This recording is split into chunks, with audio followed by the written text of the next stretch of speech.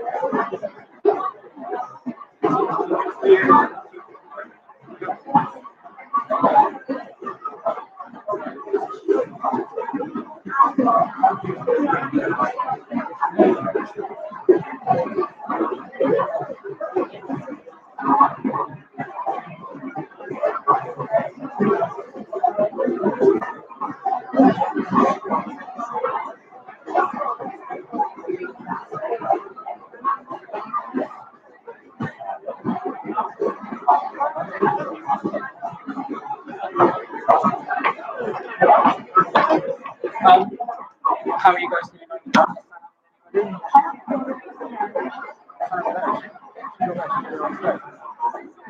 Yeah, I can see that. So, well, we're ready. And just be comedy.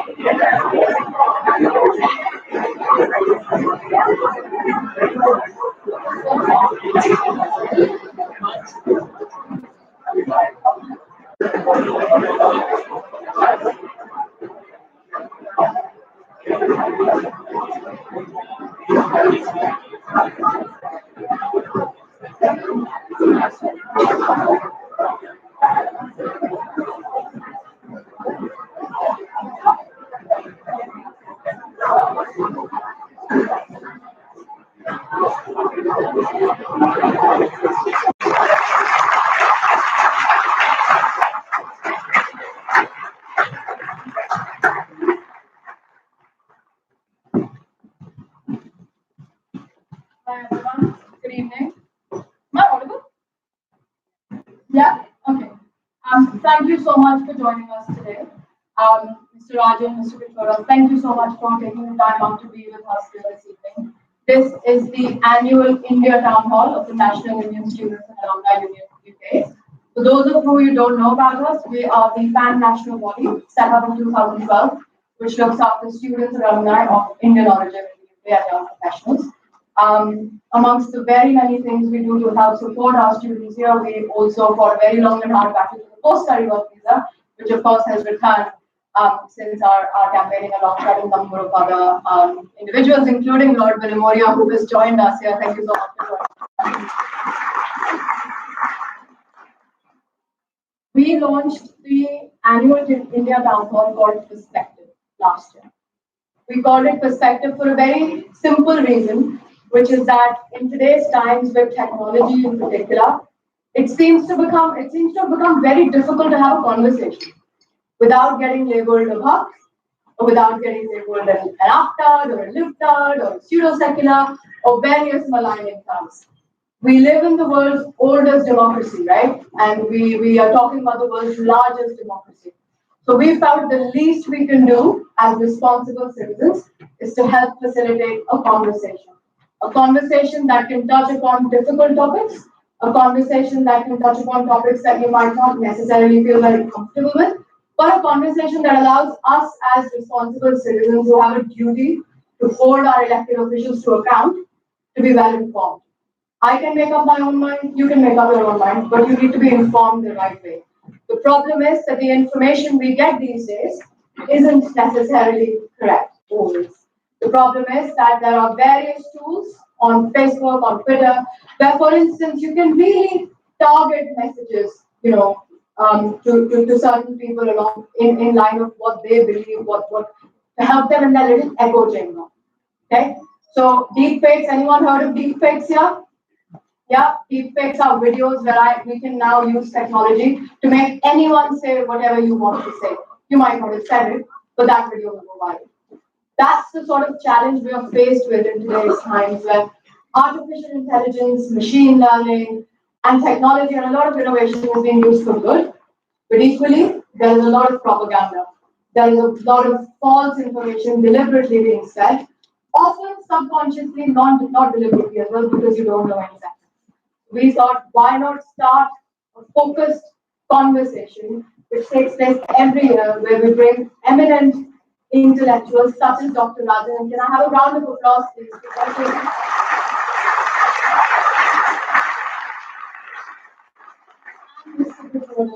The most eminent.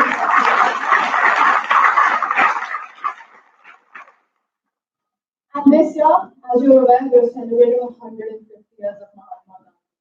Mahatma Gandhi was the greatest patriot, as we all know, but he was also the greatest dissenter. And dissent is the bedrock of democracy. You cannot have a democracy without an impartial media. You cannot have a democracy without people holding our elected officials to account. Because I don't know about you, but I don't think governments are kings. Governments are elected officials, they're service providers, and that is how they should be treated, and that is how they should treat us. Therefore, as responsible citizens, it is our duty to have a balanced conversation. So paying tribute to Mahatma Gandhi, we're going to explore something new today.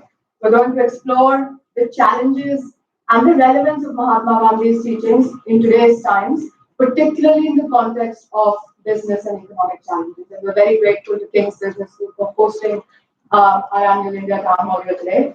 And without further ado, I'm going to hand over to Dr. Kamini Gupta, who is an associate professor here at King's Business School, to set the scene, make the introductions, and let us get those started. Thank you very much.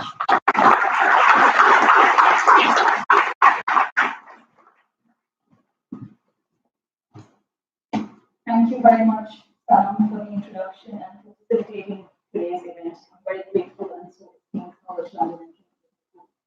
On behalf of the King's Business School and King's College London, it is my honor and privilege to be the host for today's event and to invite you or to welcome you all to our talk, Gandhi at 150. We ignore Gandhi at our own peril, Martin Luther King Jr. said. And indeed, Gandhi has inspired, through his principles of nonviolence, many people around the world. But one of the qualities of Gandhi that I find most inspiring was his approach to criticism and openness to learning, both virtues that a university like King's hopes to embody and instill in its students. Globally, in today's political era, we see a disdain for criticism, where the very act of criticizing is labeled as either morally wrong or intellectually dishonest. This is a far cry from Gandhi, who often engaged in a public contemplation of his philosophy's criticism and was amenable to changing his mind when new information was presented. two things. He always maintained that it was not consistency of opinion, but rather a constant search for truth that was important. In one telling example, Gandhi received a lot of criticism for his support to the head of a municipality corporation who ordered the killing of 60 stray and rabid dogs. In response to this, Gandhi penned a series of articles reflecting on these criticisms, thinking about them, thinking about his own approach and thoughts on that, and he publicly redefined his position at the end of it. Such open engagement to criticism is as relevant now as it was when Gandhi was fighting colonial opposition, when the stakes to being wrong were perhaps even higher.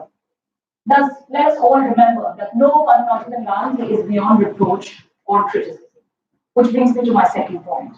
Some of Gandhi's philosophies, especially those related to economic self-sufficiency at a village level, are criticized and are certainly debatable, and we should not shy away from that. But Gandhi did not promote rejection of modernity for the sake of it.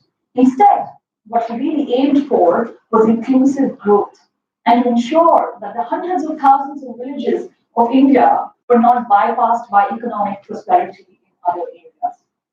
And that again holds important lessons for us today at a time when we see countries and communities within countries increasingly polarized by lopsided growth and economic models that benefit a few at the expense of others.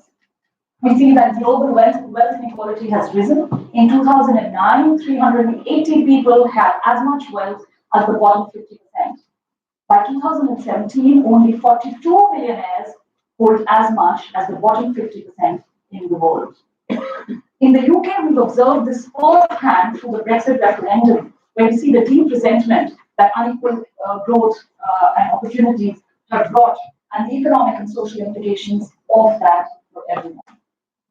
So even as we promote, even as we encourage globalization and free trade, let us remember and balance that with local development and inclusive growth. I find resonance of some of these ideas with the talks and writings of our speakers today. They need no introduction, I'm not going to provide one. But in Dr. Rajan's book, The Third Pillar, he emphasizes the role of communities and he touches upon this tension between globalization and local development, which I spoke of earlier. Mr. Petroda has often emphasized the importance of integrating the Gandhian approach to service in both political ideology and conduct. And they together bring a wealth of experience and knowledge on a wide variety of issues, ranging from economic development to entrepreneurship, social prosperity, to inclusive growth. And we're looking forward to hearing them reflect not only on Gandhi's legacy, but the kind of challenges that we confront in the future. So without further ado, Mr. Petroda, could I please ask you to start us off by providing your opening reflections?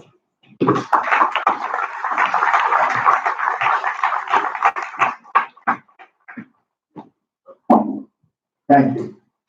Can this one down?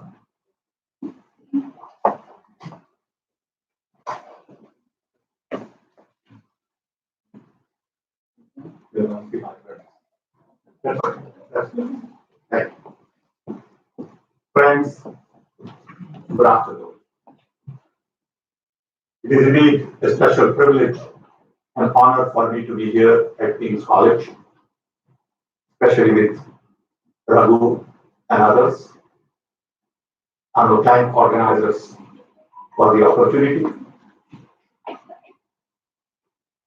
And I want to talk about relevance of Gandhi in terms of what's been happening in the world, and especially in India today.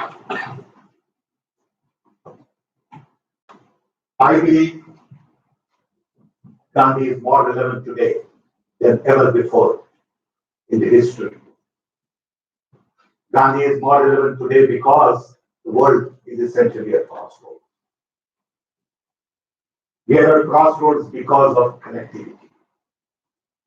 I have spent now about 54 years working on telecom and connectivity.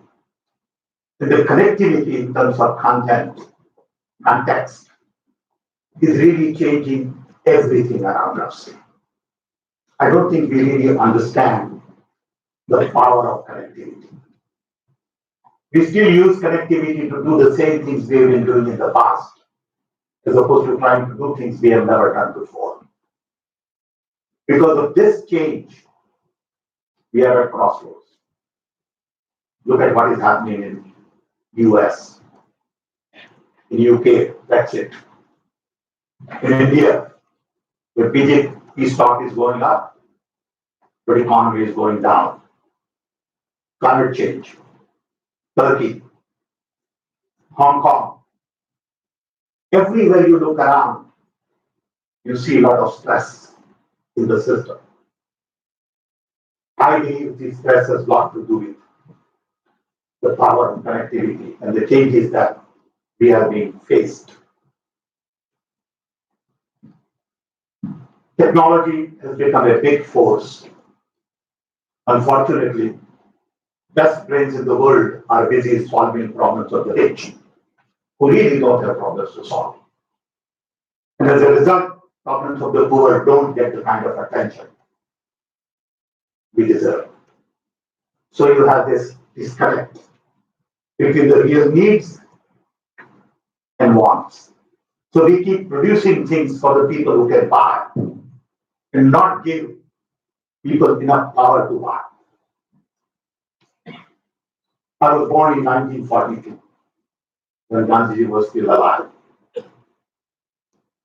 I remember the day when Gandhi died. We all had to take a bath in our family because my parents came from Gujarat to Orissa. And the only connection they had with Gujarat in those days was Gandhiji and Sardar Patel. In this poor family, my father was fourth grade educated.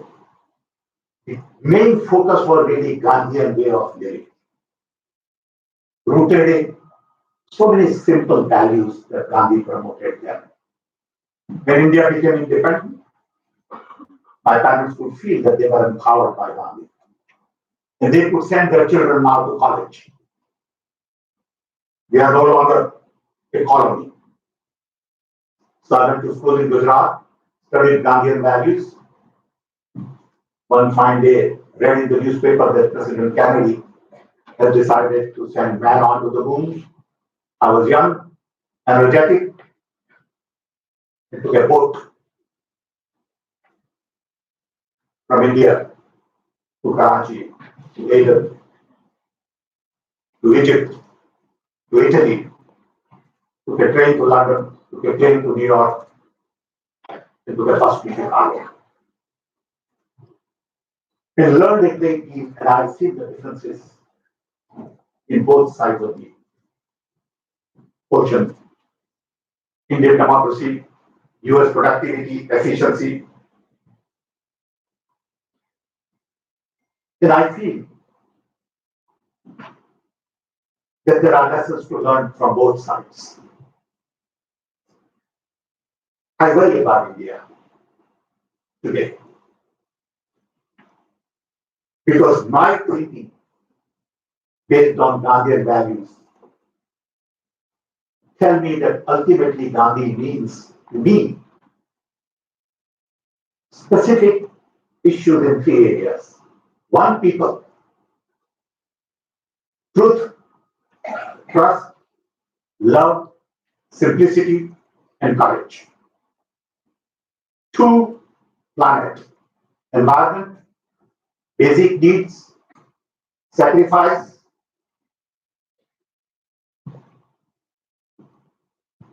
sort of concern for service, and bottom-up development. Today I see everywhere top-down development. Decentralization is the key going forward. In telecom, I've learned a lesson from cell towers. That if you decentralize, it becomes affordable, scalable, sustainable. It took us 115 years to get to 1 billion phones. Then it took us 15 years to add another 8 billion phones because of a different architecture based on decentralization. Gandhi also talked about platforms: democracy, freedom, inclusion, diversity, non-violence. These are the ideas that are so very critical, and I believe these ideas are being challenged in India today. Democracy has been hijacked, fear has been created.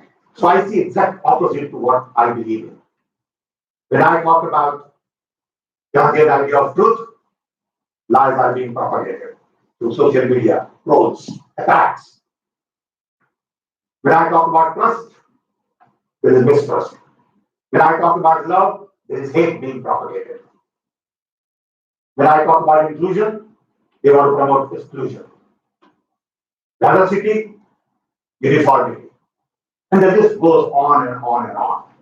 And that bothers me. And I believe all of these things have impact on the economy. For economy to survive, you need peace and prosperity. You need democracy. You need freedom. You need love. You need truth. You need trust. And people just don't get it. That when you don't have these fundamental values, ultimately it's going to catch up. And there are no shortcuts. It is being seen today. It will catch up. And I'm sure Dr. Raghurajan will talk more about economy.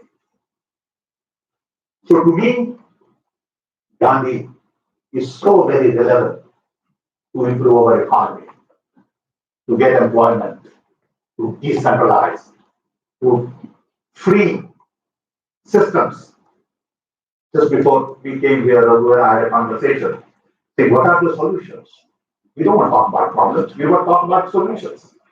And he has some great ideas, I'm sure he's going to talk about it. But I worked on railways reforms, and I know that if you push railways, you can add 1.5% to GDP. If you simplify your laws and reform your judiciary, you can add another 1.5% to GDP. And we can go and give you a list of things to do. You have to be willing to do it. Are you willing to really free up the system? To free up that system, you need to free minds. To free minds, you need democracy. You need decentralization. All of these things are interconnected. So don't assume that you are going to build a nation based on one simple idea. Building a nation is very difficult, very complex than building a country. So I want all of us to realize that Gandhi is much bigger than a person, than an idea. I'm so shaken up in a sense because I saw a series of tweets a couple of days ago which says Gandhi was the son of India and father of India is Modi. What a shame. What a shame. And I tell you, I'm not able to get that out of my system. We've got to have courage to fight these kinds of lies, propaganda. Social network was not designed to promote this kind of stuff. I hope we'll have courage to fight and bring Gandhi back to the mainstream. Thank you.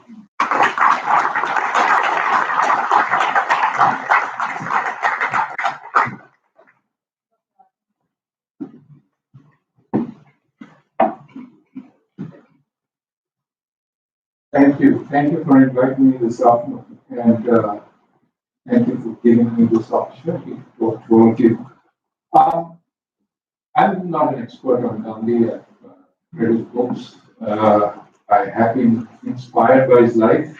I've read books about him, and I agree with Sam that the message of Gandhi goes far beyond what people take away.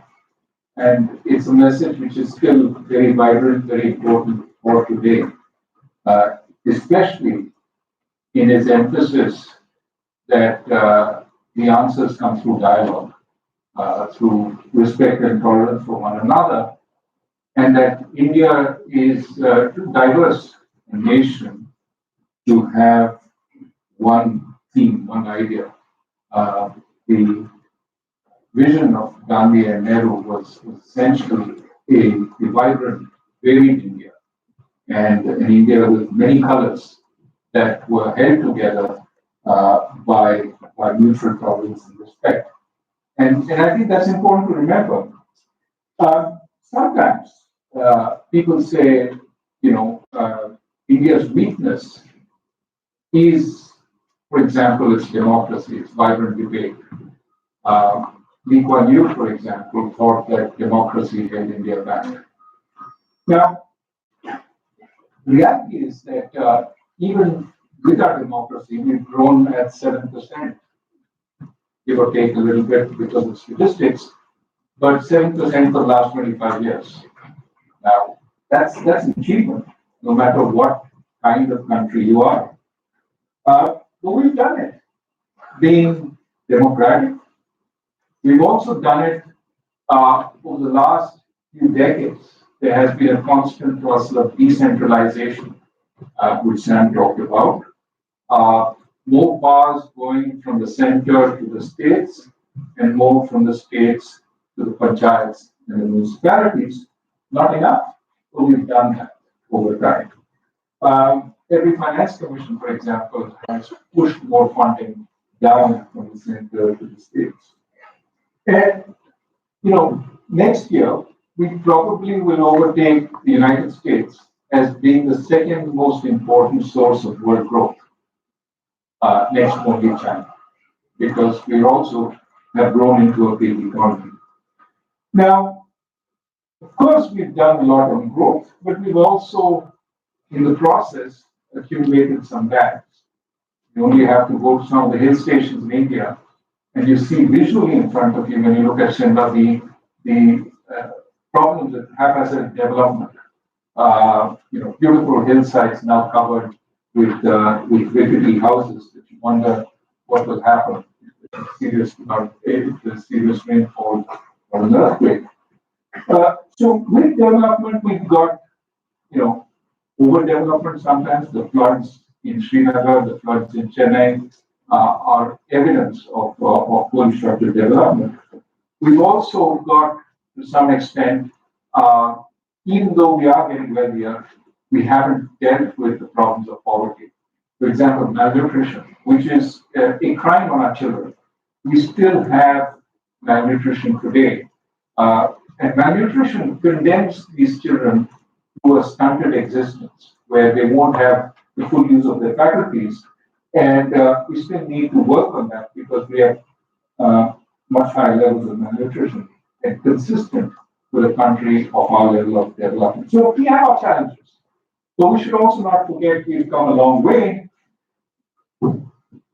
As a democracy, we also have huge potential to convey a message to the world that it's not necessary to develop in the traditional way, which is authoritarian development, and I'll come to that in a second, that there is an alternative in which people are free to express themselves, people are free to debate, people are free to talk, and you can still get growth, and you can still get development.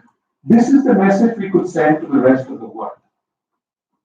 Now, what I want to do is shift a little to what is happening today and say why I worry a little bit about where we are going.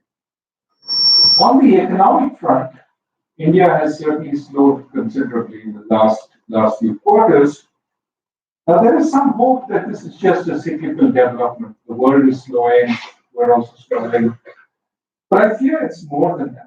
That in India, investment has been slowing for a long time, and most recently, consumption has joined in. Some of it is because there was a spate of reforms in the Narasimha Rao government in the early 1990s, continued through coalition governments, continued through Atal Bihari Vajpayee's NDA 1. But then, for a variety of reasons, reforms slowed down. And we haven't had serious, sustained reforms, especially focused on improving the use of land, labor, power, and logistics. Not saying we haven't made any progress there, but the serious reforms we need for sustained growth we haven't really done much for the last, maybe 15 years for a variety of reasons. Some because political constraints held it back, some because ideology held it back. Now, this has created tremendous problems in job growth. We're seeing joblessness as a fact of life in many parts of India. And for a while, youth are willing to accept that. But at some point, people are going to rise up and say, what's in it for us? We've already seen the phenomenon of middle castes asking for reservations because their traditional occupations are no longer remunerative, land-based occupations, but they're also not finding jobs in the private sector. So they want reservations in government jobs. Now, to some extent, these are symptoms of the fact that we are not doing enough. We're not doing enough in growth. We're not doing enough to make it inclusive. We're not broad-basing that growth.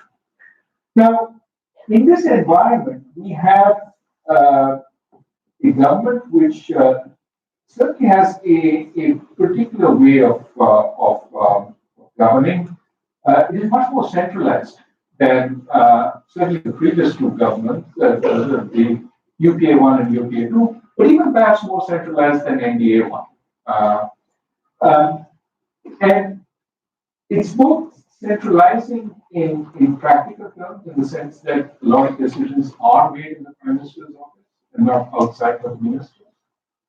But also it's trying to reverse the decentralization that was happening through Finance Commission grants, through the Constitution itself, and in a sense, taking back power to the center. And the question you have to ask yourself is this the right approach for India? Certainly, my argument would be that from what experience we've had on the economic side, doesn't work that way. Politically, it might work in furthering the aims of the government, but economically it hasn't worked well so far because to some extent decision making has become paralyzed, despite the political power of this government. But I leave to the discussion the issues of majoritarianism that are also coming up under this government is majoritarianism, which is antithetical to everything that Gandhi stood for.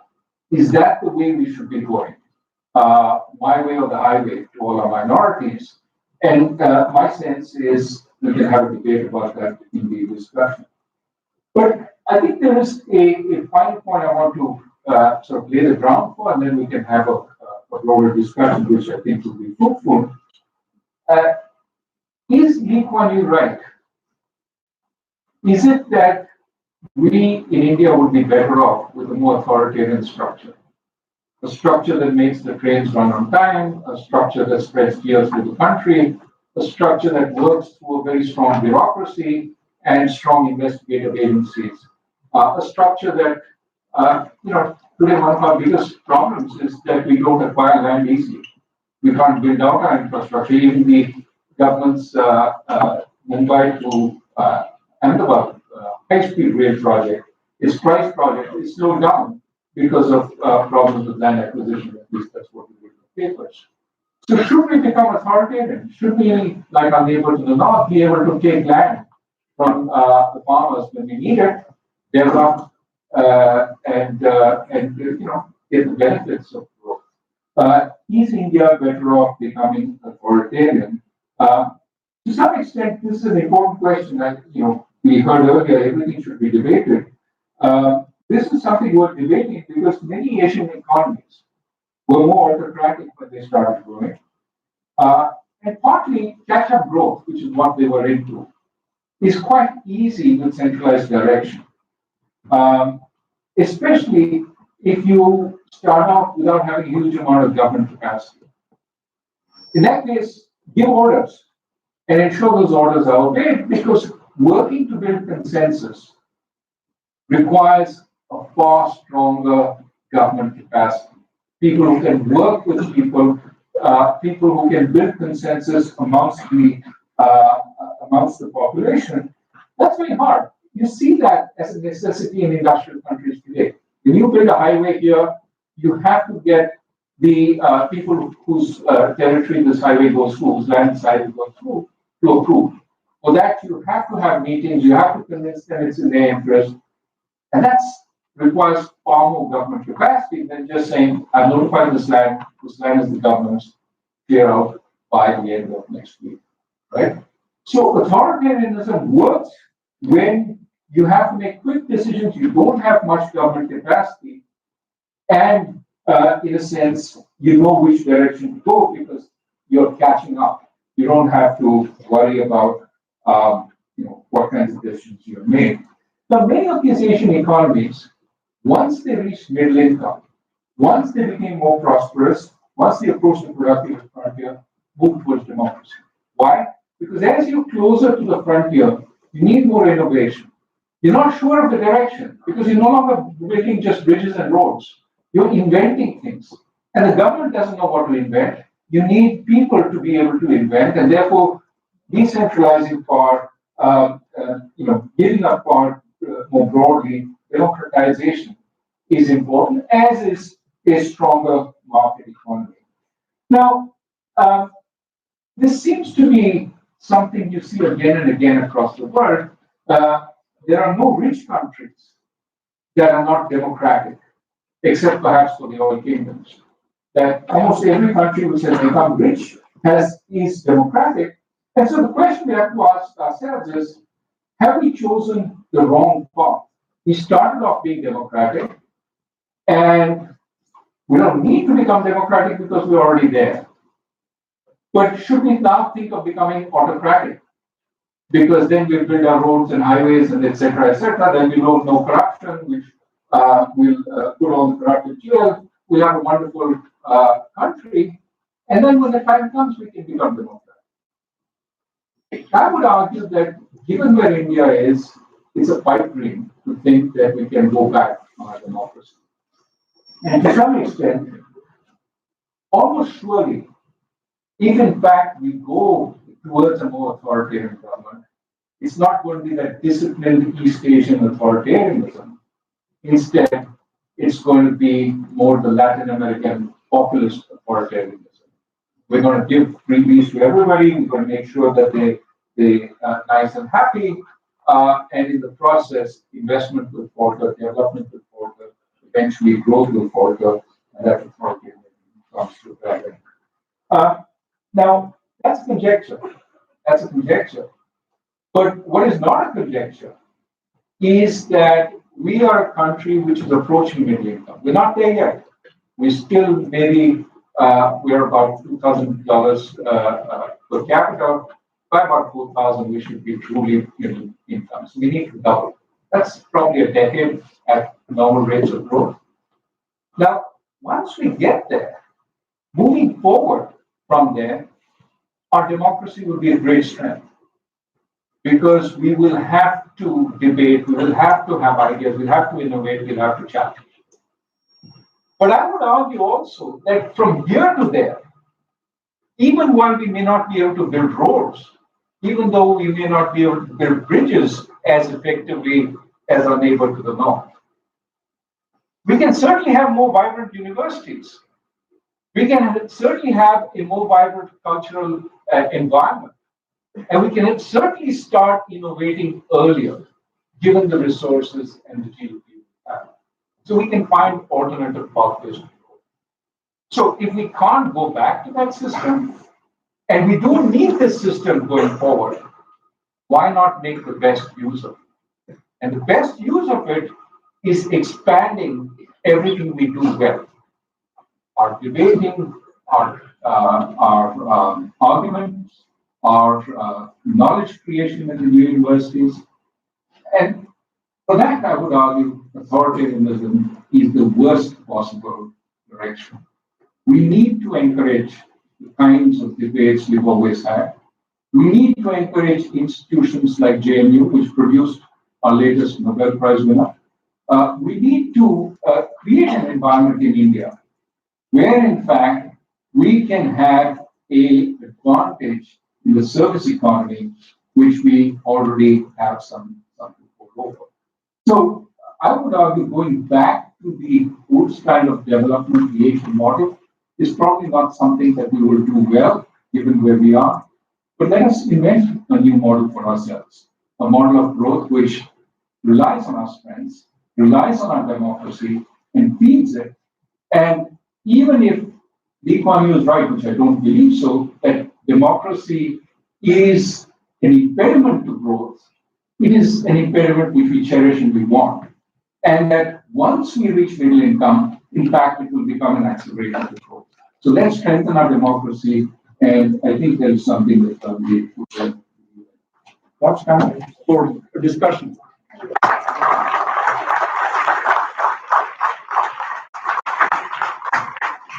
So much, Dr. Raj.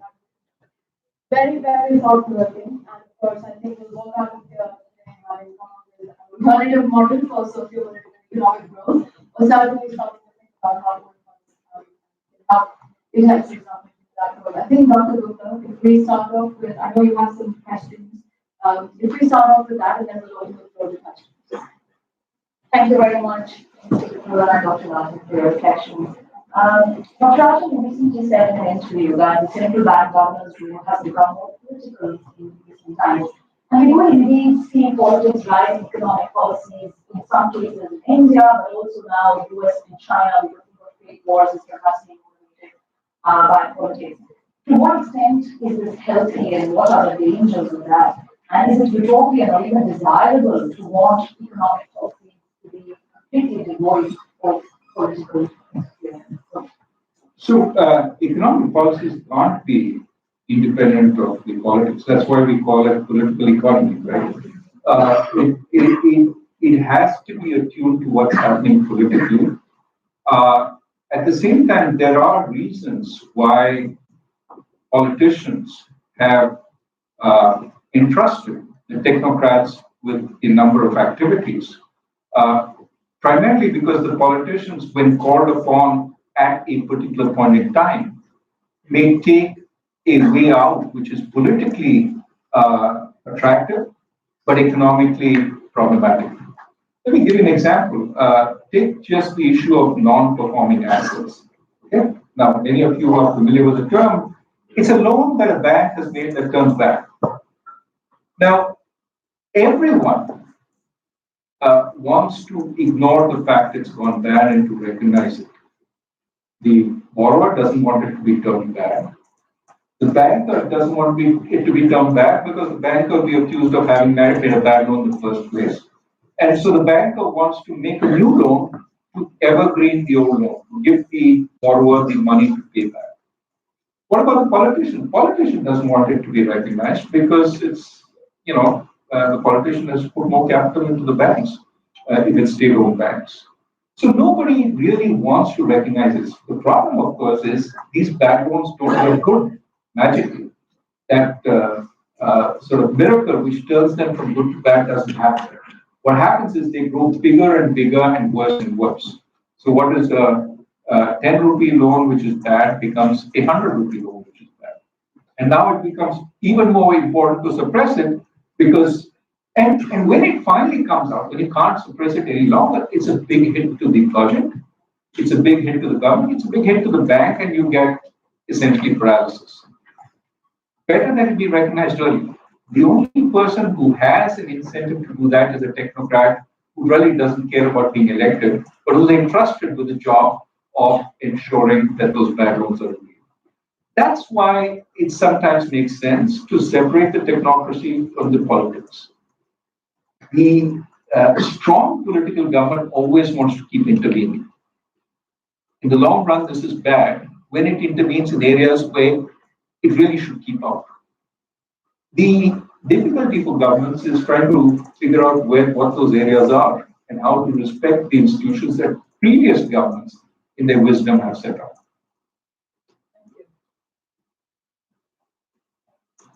So are we ready for questions then? Can I see some hands? Gentlemen from, do we have a mic, please? The gentleman will come. Yeah.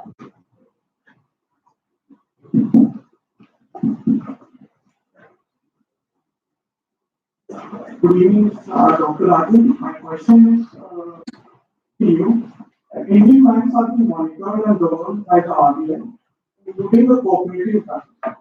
What are the steps which are being taken that has been failed to be taken to prevent the disposal of growing to companies with poor landscape, which has led to the diversion of the land's money and the funding which has occurred due to the letter of credit which have been issued by the bank to the long-term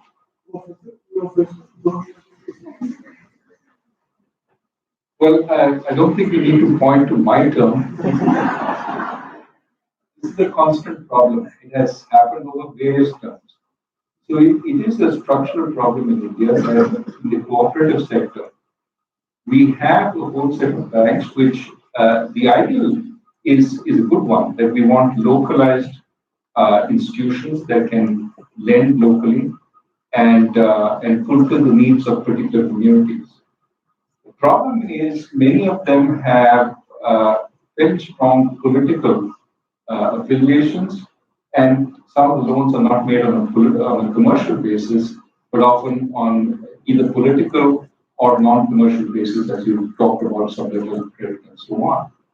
Now, over time, we have the regulator has tried to make these more responsible and brought more clarity, more transparency to these institutions. It is still very much work in progress, as you can see. This phenomenon of cooperative banks collapsing has been a regular one over India's entire sort of history. So don't say 13 to 16. But it's a problem because tackling it requires enormous political will and requires the political parties to cooperate with the regulator. We closed down, for example, 6 cooperatives.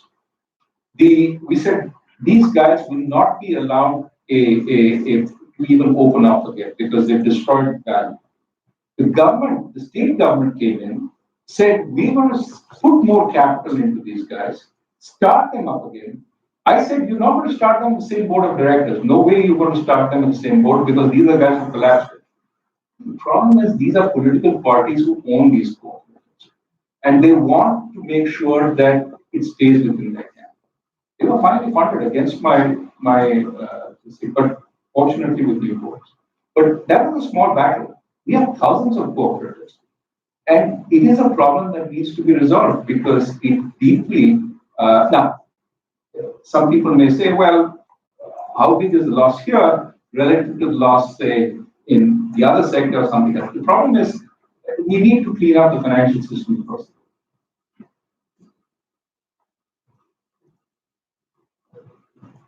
Sorry, the gentleman behind the scenes.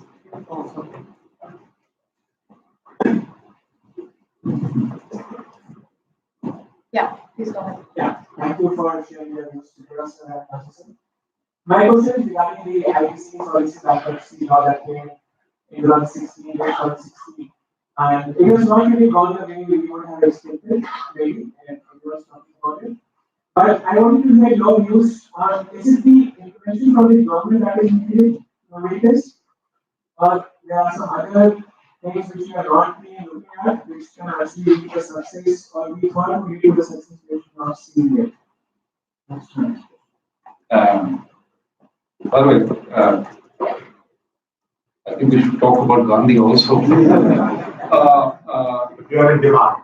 Well, just on that particular issue, one of the worries, first, I would say the IBC is an important reform, well crafted by the government, and even the interim steps to enhance its efficiency, for example, ensuring promoters can't bid at the last moment, I think were positive steps. Unfortunately, the history of past reforms on bankruptcy, whether it's the debt recovery tribunals or the Surrogacy Act, has been that the promoters start figuring out how to slow down the process. And unfortunately, the judiciary doesn't short circuit that, but instead enhances the ability to keep appealing.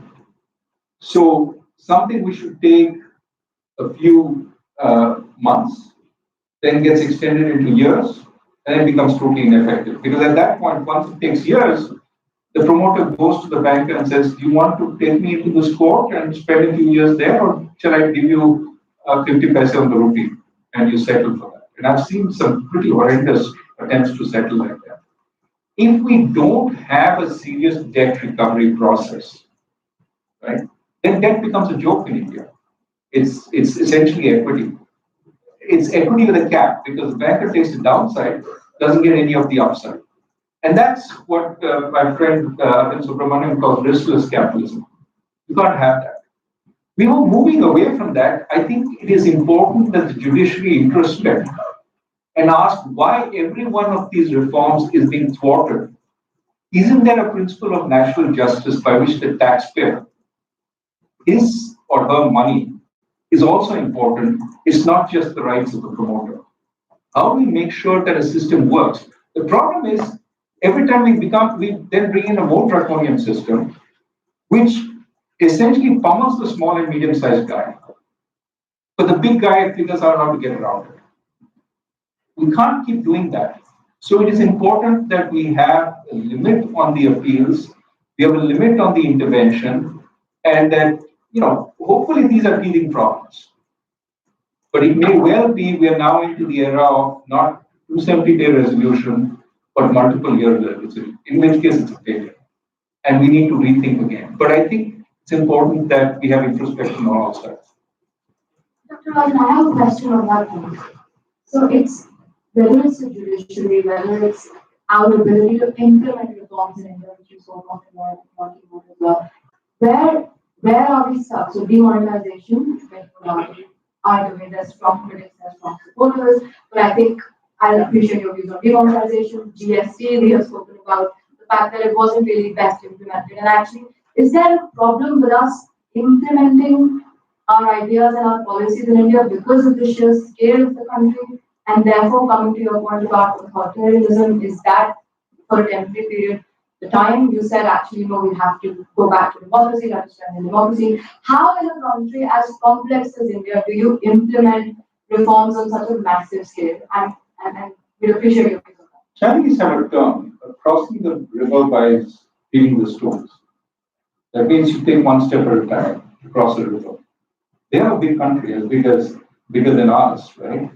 And the question is, what are they doing right that we're not?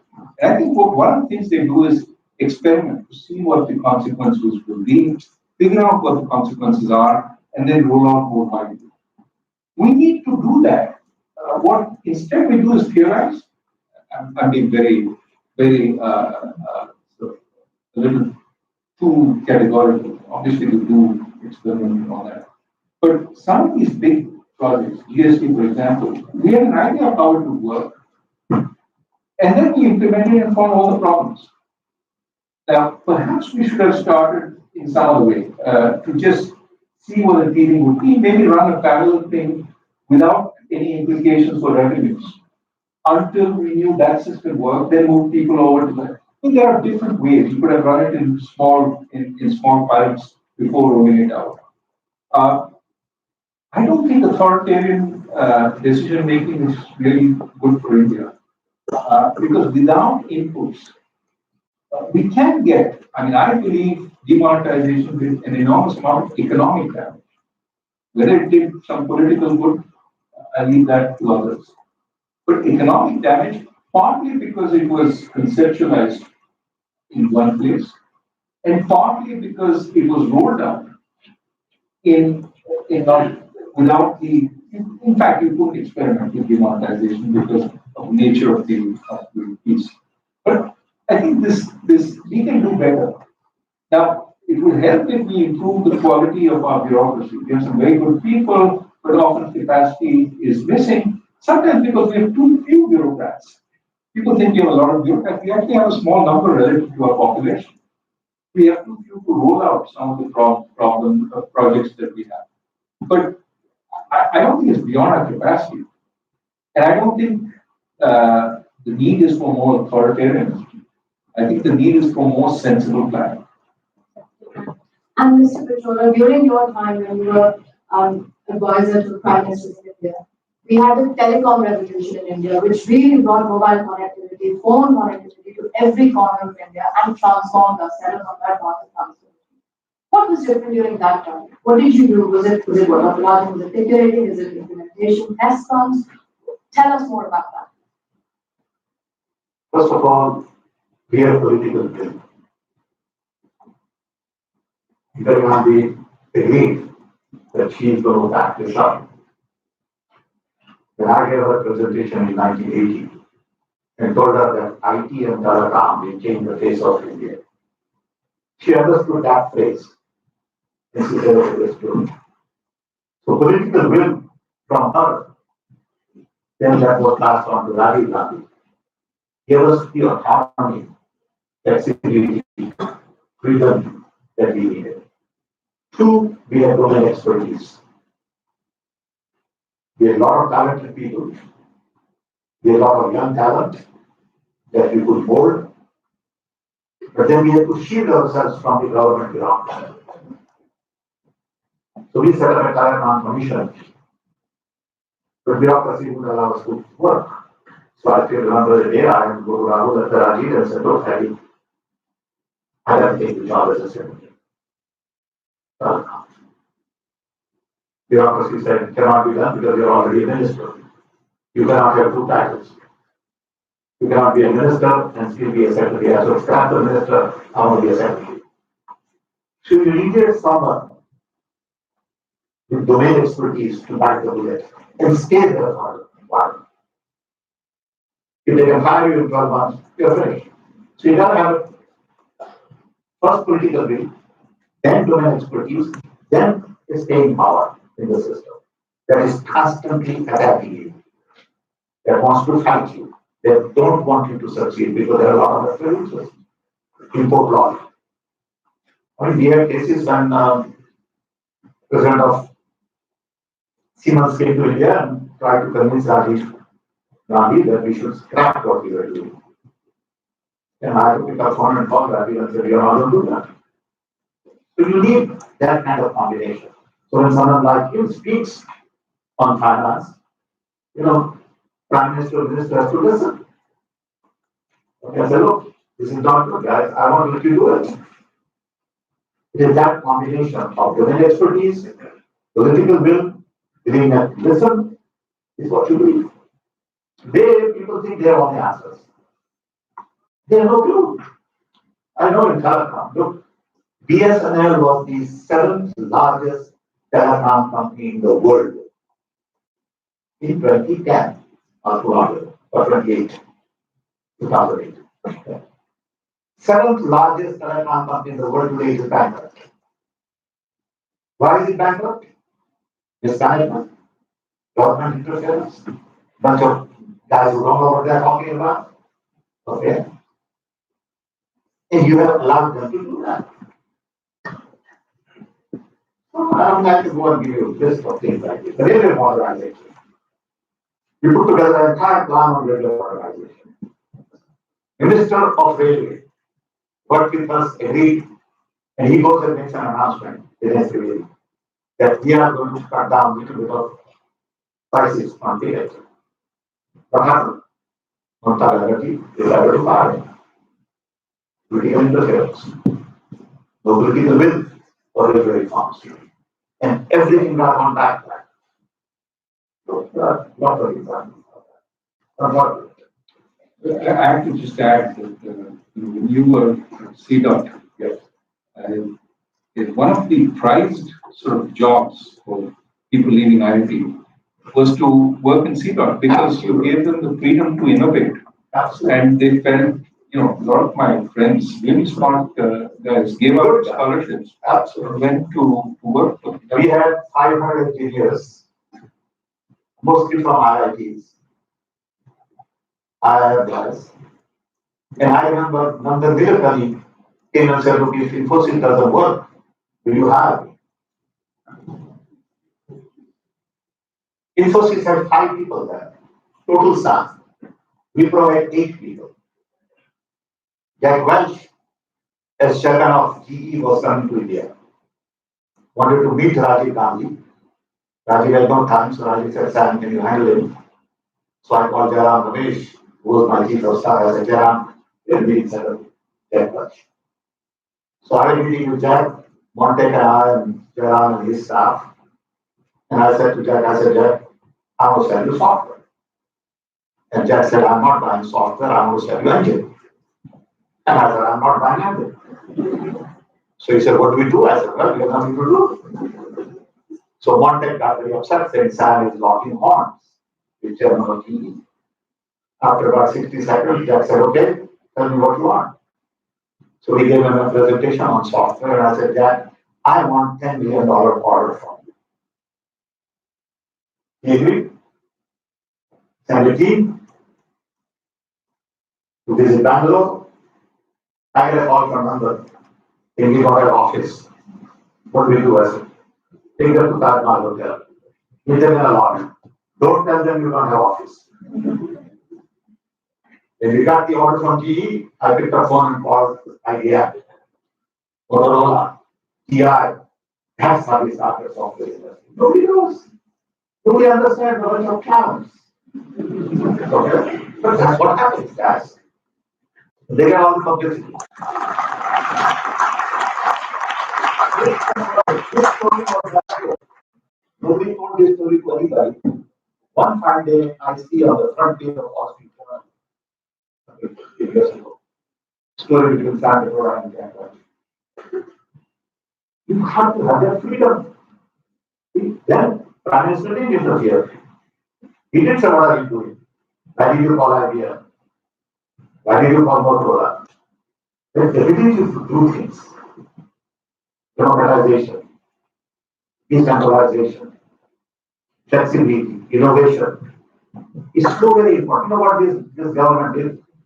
As soon as they came to power, the first thing they did is they scrapped National Innovation Council.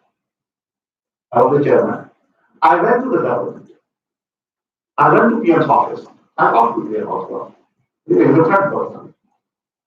So I went to PM's office. I said, look, don't scrap Innovation Council. We'll find somebody else to do it. I don't want to be there. I'm poor. But continue, there's another. We think Innovation Council won't work in our system. You pay for it, I'm telling you. It's a nation of 1.2 billion with lots of diversity, different ideas. You gotta respect everybody, you gotta love everybody. And I am very worried at my age. All the stuff that we worked for 50 years, I see being challenged, going down the drain because of some lazy ideas. And they are being celebrated. And they are supposed to be heroes and great and wonderful. And, I'm sitting there and watching and saying, what the hell is going on? Maybe I am. And I worry. Believe me, I worry a lot about India. I wish I could explain to you how much I worry. Not memorials. Karan, good to have you here. Sam, my dear friend, the woman is one of the things that knows how we know the product that is software and cost. Thank you very much. Before I ask my question, this is my first public opportunity. I worked very hard to get to the Australia back. And we won and we got back and we have some understanding for all of that.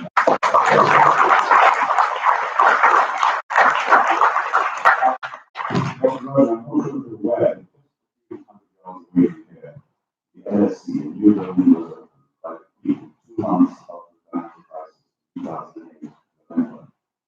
And she asked the professor there, why didn't they people stop the crash coming? And today I was speaking to Birmingham, I said one person did stop the crash coming, and that was Dr. Rogan.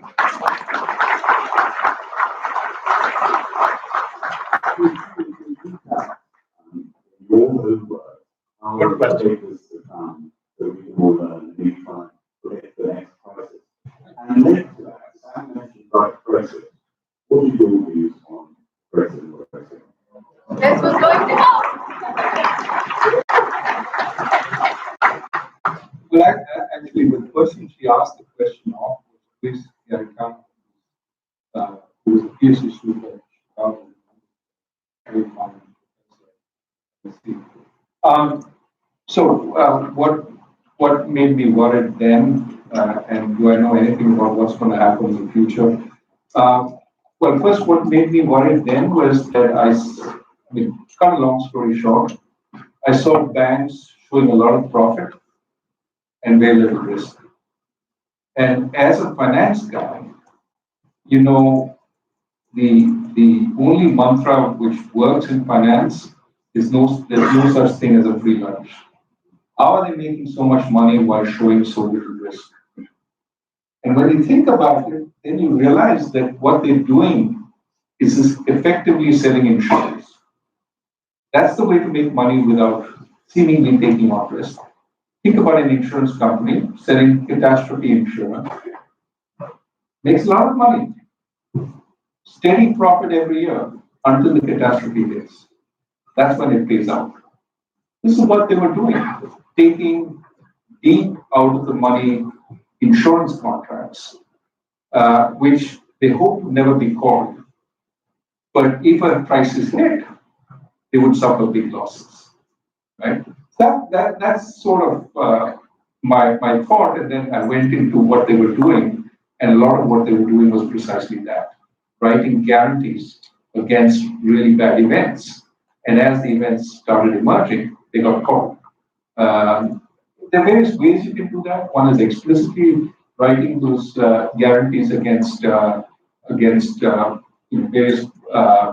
AAA rated securities. That's what AIG did. But you can also do it in other ways. For example, you offer lines of credit which are callable when bad stuff happens, and then you get a lot of exposure to the problem stuff at that point. And you get a fat, nice premium in good times, which then you lose at bad times. Now the problem is once you see something like this and you're lucky enough to be right, not that I wanted the financial crisis to happen, people think you can do it again. That's the danger. What am I worried about today? I don't. The excesses aren't in the same places. They always find new places to emerge in, and as a result, anybody would be silly to say we're confident it's not going to happen, because in a long period of sustained easy financial conditions, the natural propensity of industry is to take risk of the financial industry. And it comes in different ways. One could argue that, first there's been a leveraging up of the industrial sector, certainly in the US, but there's also become there's a lot of dependence on liquidity. And if that liquidity vanishes, some of the trading schemes that look very easy today will become very, very problematic. We haven't seen that because central banks have continued to supply liquidity. At some point when they stop, we will see what happens. But for the moment, I think we're safe because they're still pumping in a huge amount of liquidity. Brexit, I don't have a strong view. I mean, you've got every which way on that particular question. I will say to the point of, to some extent, that cry, take back control, is not just about taking back control from Brussels to London. It's taking back control from London to the localities, Northern England, etc., which are, and this goes back to the point that Sam made about decentralization, that increasingly the world, which is buffeted by these various other forces, feels that it has very little ability to respond because so much is determined elsewhere, not locally. And so people are asking to take back some of the parts so that they can do something about it. And we've got, in a sense, this also reflects the anger against the elite, because the elite have taken away power, because they say, trust us, we know what to do. Well, I think some decentralization may not be a bad thing. Even if people make mistakes, at least it's their mistakes. They learn from it, and they feel empowered about doing something.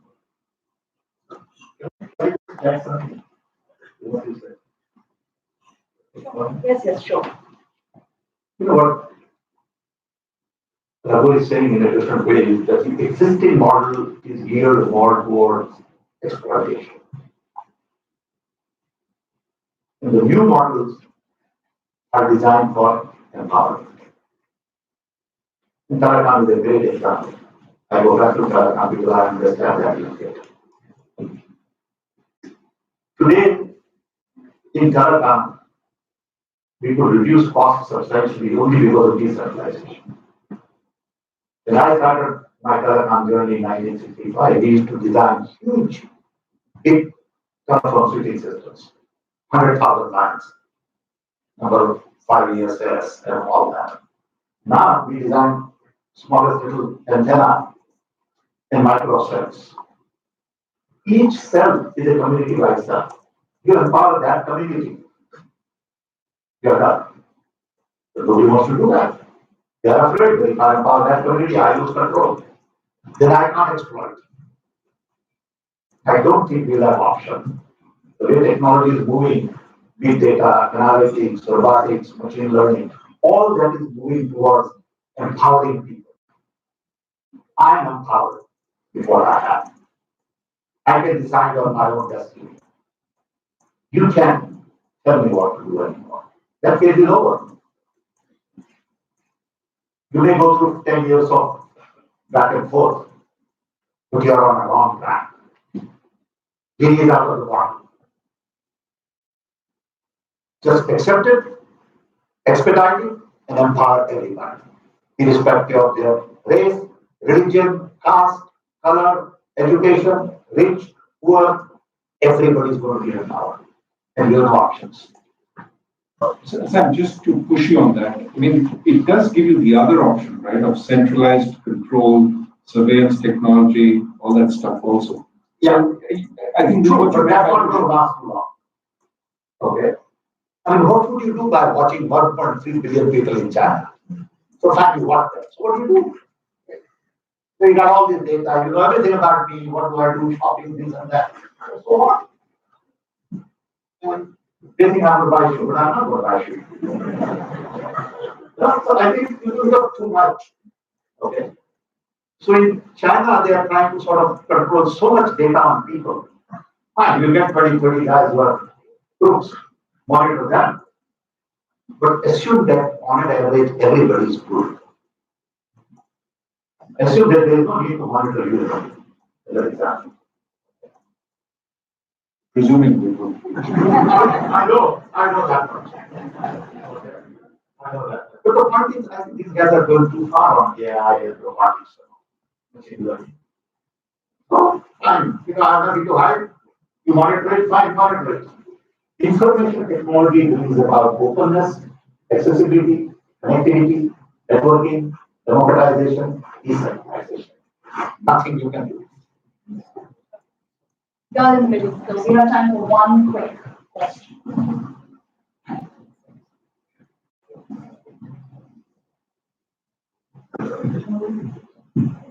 My question is to Dr. Rajan.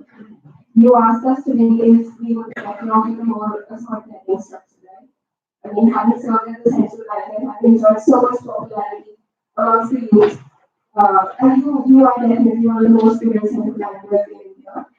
I want to know from you if inflation targeting is the right way to follow for an economy in India, which is making consumption. I personally feel consumption is sort of being focused to monetary policy.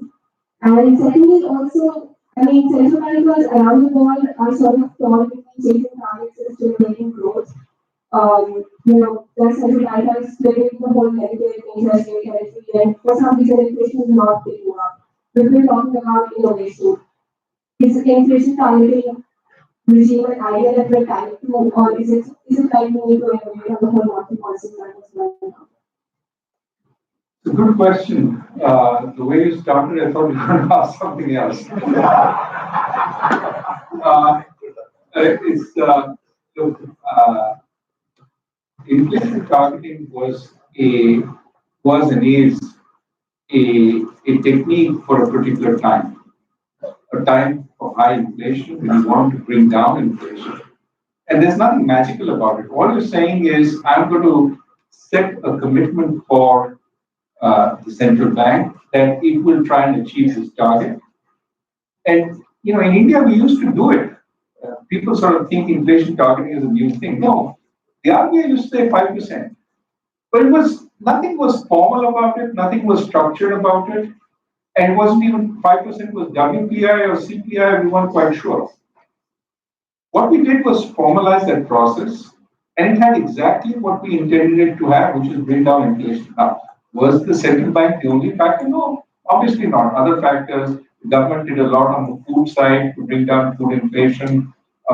There was, oil prices came down. A lot of other factors. But the fact that India has had low inflation now for a sustained period of time is in no small part to that particular innovation. Now, inflation targeting proves less good at the other problem, which is to push up inflation. We know how to bring down inflation, but it's much harder to push up inflation. And that's the problem the industrial countries have been grappling with. Now, does that mean you change targets? I'm very skeptical that changing the target to something like average targeting or price level targeting, something like that is going to make a magical difference to the level of inflation. I really think instead we've sort of got a problem of success now. Expectations about inflation are really low in industrial countries, so inflation is really low. I would say take advantage of it to the extent you can, have easier monetary policy, have lower interest rates. But the problem is this is coming at the same time as there are other reasons for growth slowing, such as demographics, aging populations, this, that. So my main point is targeting is not the problem. Monetary policy doesn't have much in the way of tools at this point. Focus on other stuff if you want to enhance growth. Don't put the burden back on monetary policy. And targeting, to my mind, is better for education. Just my final question, Dr. Rajan. Where does India go from here? We have a slowdown in India, that is well known. We also have the backdrop of global slowdown. But we have an unemployment crisis in the country that is worsening. What we view as not just the most popular central banker in India, but also all over the world.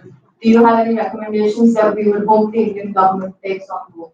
Let me add to that. So unemployment is worsening while voters in the voter survey we found out that jobs are the most critical issues in society. Well, I mean, you would hope that our strength as a democracy starts showing up. If policies aren't working, essentially people start saying, look, we want something different in terms of policy. And that feedback starts energizing the government to change its path. One of the problems, and I've said this very strongly, suppressing criticism means you don't hear the feedback. If you don't hear the feedback, you can't course correct at an appropriate point in time. So calling all the critics and saying, please don't criticize the government, I think is bad for the government itself. It may feel good for everybody to praise you and to say that you're the second coming of Christ, but that's not going to generate the kind of awareness you need within government itself. And I say that fully knowing, having been at the brunt of criticism when I was in office also, that it's useful. There was some times when they said, you guys don't understand anything about liquidity. The private sector kept telling us. Then you listen to them and you found that, yes, maybe they're right. And maybe we need to make a course correction. So I would hope that the government listens and sees what it needs to do. And there are plenty of economists and plenty of wise people in India who can give advice. But it's important that the government take that advice and, again, deliberate and maybe act on it. I'll add two things to this. One is institutional capture, which generates fear. Courts, ED, election commissioner. Everywhere you look around, you find that I lost my confidence as a citizen. Two, media is so mobilized that only one voice is heard. I will not get the kind of coverage I used to get in free media. Fact, because I know all of these people, they are my friends. I've known up with them for 30 years. I can pick a phone and call here today or CNBC or whatever. They would say no, Sam. If you do something, the big guy from ED and my front door. They say it openly. So along with decentralization, democratization, you also need to get the fear out. You need to be transparent. You need to let media know that it is good to promote other ideas, not just listen in your conference room. Open up the system. Mr. Pitura, thank you very much. On that note, we want to have to close. So thank you very much, Dr. Rajan and Mr. Pitura, for discussing ideas that is both heavy with meaning but also light with candor. Thank you very much, Sanam and Lisa and all the King's team for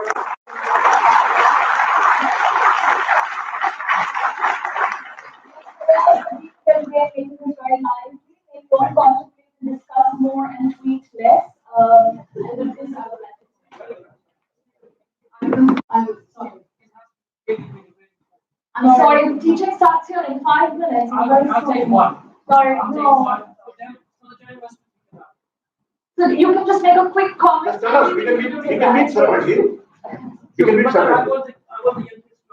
Oh, you want that too? I'm sorry. It's up to her. I'm not angry. I'm basically talking about 70% of caste diversity, and they will not understand what we're talking about. And that's why they're voting for somebody who don't understand. My objective is science and religion is where this country has taken strong measures to develop NHS, motorways, and all these stuff. And these systems are to be made in India. They cannot be done where people have based their lives in religion. I'm not talking about religion should be given respective space. Awareness, logic, and personality derived by science has been the fulcrum of this country for the last 200-300 years. And that's what they are as they are. Thank you for your comment. Thank you. Thank you. Thank you. Please remain seated for a few minutes at the guys at the back. Please remain seated for a few minutes while we get this.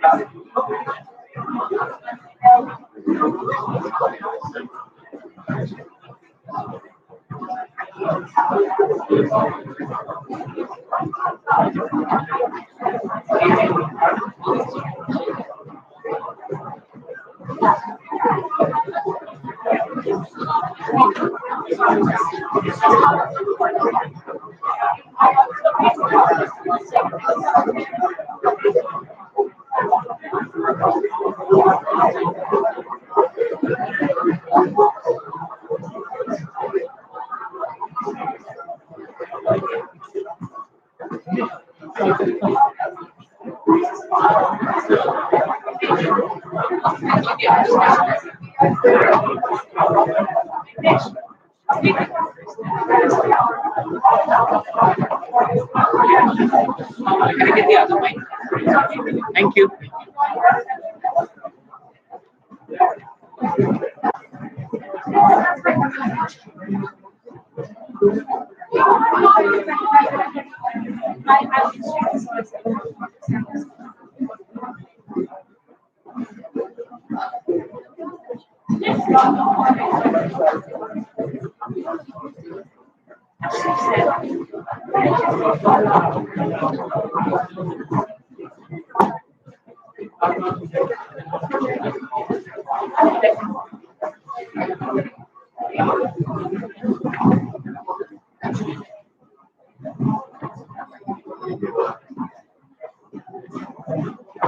Make sure.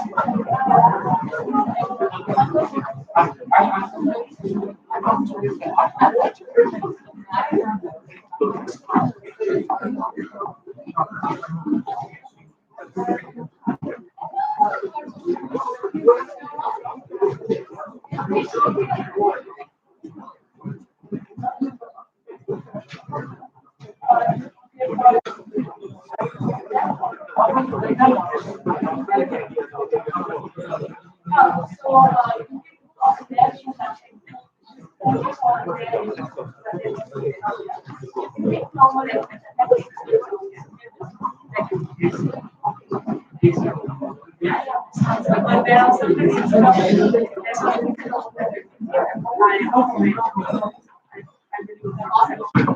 I let you come before the